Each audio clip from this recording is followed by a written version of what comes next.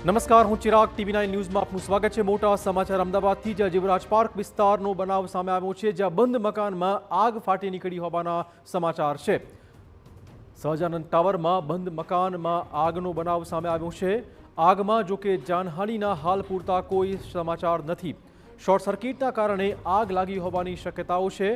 Fire બ્રિગેડે આગ પર કાબુ પણ મેળવી લીધો છે। ફાયર વિભાગ દ્વારા બાંધકામને લઈને હવે ઉઠાવાયા છે ગંભીર પ્રકારના સવાલો। પ્રવેશના રસ્તા સાંકડા છે, વચ્ચે બાંકડા છે અને અનેક વાહનો બન્યા છે અડચણ સમાન। આસપાસમાં અનેક હોસ્પિટલ આવેલી છે, જેના કારણે ગંભીરતા વધુ હતી। એસ્ટેટ વિભાગમાં જાણ કરી નોટિસ ફટકારી અને કાર્યવાહી પણ કરવામાં આવશે। આ મુદ્દે વધુ વાત કરવા જોડાશે અમારા સંવાદદાતા રોનક। રોનક, શું બધું અપડેટ આખા બનાવમાં?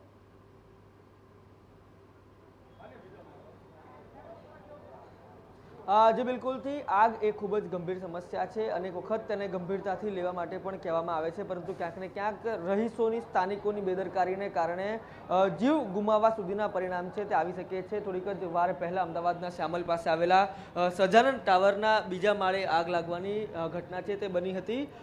ઘટના તો સદનસીબે સામાન્ય હતી, પરંતુ ખૂબ ગંભીર બાબતો એમાંથી એ સામે આવી છે કે આસપાસના જે વિસ્તારો હતા તેમાં હોસ્પિટલ સહિતની જે બાબતો છે તે આવેલી હતી। એટલે કે જો આગે વિકરાળ સ્વરૂપ ધારણ કર્યું હોત તો અનેક નિર્દોષોના જીવ આજે પણ જોખમમાં મુકાયા હોત। ન માત્ર એટલું, પરંતુ આ ઘટનાની જાણ થતાની સાથે ફાયર વિભાગ, જે આપ દ્રશ્યમાં જોઈ રહ્યા છો, જે અત્યારે કામગીરી કરી રહ્યું છે, ખૂબ જ સાંકડા રસ્તે અહીંયા પ્રવેશ્યું। ન માત્ર પ્રવેશ્યું, પરંતુ પ્રવેશતા પહેલા લગભગ 15 મિનિટ જેટલી મહેનત છે તે તેમણે કરવી પડી હતી। જેનું કારણ એ છે કે આ જે મુખ્ય રસ્તો તે આપ જોઈ રહ્યા છો તે ખૂબ જર્જરિત છે, ખૂબ જ સાંકડો છે, કેટલાક બાંકડા સહિત અનેક વાહનો છે તે અહીંયા મૂકેલા હતા અને જેના જ કારણે ફાયર વિભાગને અહીંયા પ્રવેશવામાં મોડું થયું। કેટલાક લોકો છે તેમની સાથે પણ અહીંયા વાત કરવાનો આપણે પ્રયાસ છે તે કરીશું। આ તમામ બાબતોની વચ્ચે મોટાભાઈ, શું નામ છે તમારું? તમે અહીંયાના રહીશ છો? ભાવિક જીતેન્દ્ર કુમાર શાહ છે।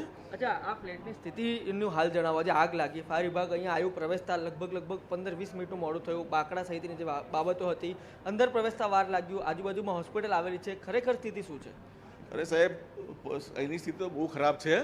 મેં લગભગ મહિના પહેલાં બી ફાયર બ્રિગેડની અંદર જે જમાલપુર ખાતે જઈને મેં કમ્પ્લેન નોંધાયેલી છે। ત્યારે મેં રજૂઆત બી કરી હતી કે અહીંયા આગળ જ્યારે કંઈ બી બનાવ બનશે તો અહીંયા અંદર આવવાનો રસ્તો પણ નથી અને કોઈ ઇમરજન્સી એક્ઝિટ બી નથી।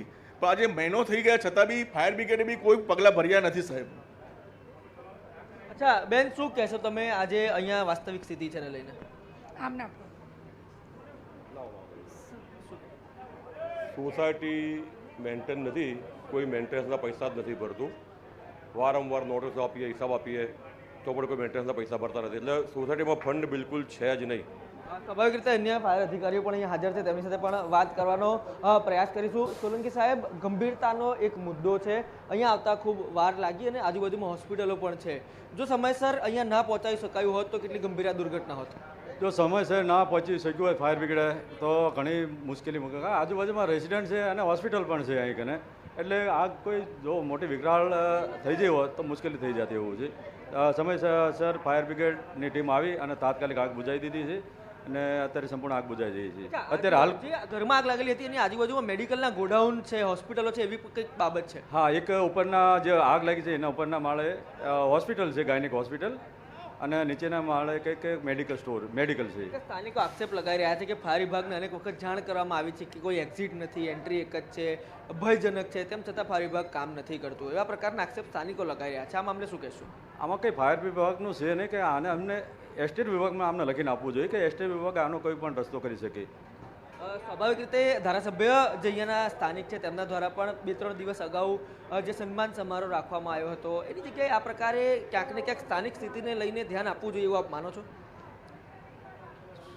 એ અમિતભાઈનો કાલે પ્રહલાદનગર ફાયર સ્ટેશન ખાતે પ્રોગ્રામ હતો કે ભાઈ ફાયર સેફટીવાળાને કે ફાયરને તમે રસ્તો આપો, આ છે તેમને મદદ કરો અને કોઈ આગ અકસ્માત થાય તાત્કાલિક તમે 101 ઉપર ફોન કરો અને તાત્કાલિક તમે।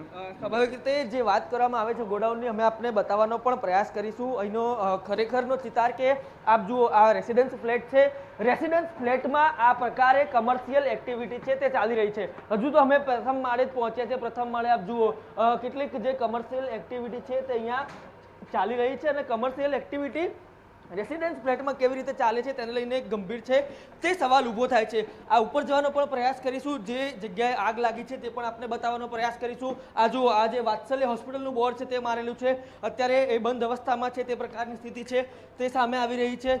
જર્જરિત બિલ્ડિંગ છે તે થઈ ગયું છે. આ બિલ્ડિંગનો વપરાશ કેટલો યોગ્ય છે તેને લઈને પણ એક સવાલો છે તે ઊભા થાય છે. તમામ બાબતો વચ્ચે અત્યારે ફાયર વિભાગ દ્વારા જે કામગીરી કરવામાં આવી છે, આ બંધ મકાન જે આપ જોઈ રહ્યા છો તેમાં આગ લાગવાની જે ઘટના છે તે બની હતી. સદનસીબે અહીંયા જે જાનહાનિ છે તે ટાળી શકાય છે, પરંતુ અનેક સવાલો છે તે આ સામાન્ય આગ છે તે લઈને આવ્યું છે.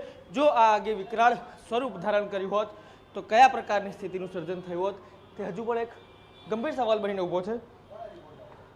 આ તમામ બાબતોમાં અત્યારે ફાયર વિભાગ દ્વારા જે કામગીરી છે તે કરીને આગ પર કાબુ મેળવવામાં આવ્યો છે. બિલકુલ રોનક, તો ચોક્કસ મહત્વપૂર્ણ જાણકારી એ આપવામાં આવી છે કે અહીંયા ઘણા બધા જે દબાણરૂપ જે છે એ ચોક્કસ બાંકડાઓ પણ હતા અને આ સાથે વ્યાવસાયિક હેતુથી પણ એનો ઉપયોગ થતો હતો. આથી ફાયરના જવાનોને પણ ખાસી જહેમત ઉઠાવવાનો વારો આવ્યો હતો. જો કે રાહતના સમાચાર એ છે કે આ આગ પર હાલમાં કાબુ મેળવાઈ ચૂક્યો છે.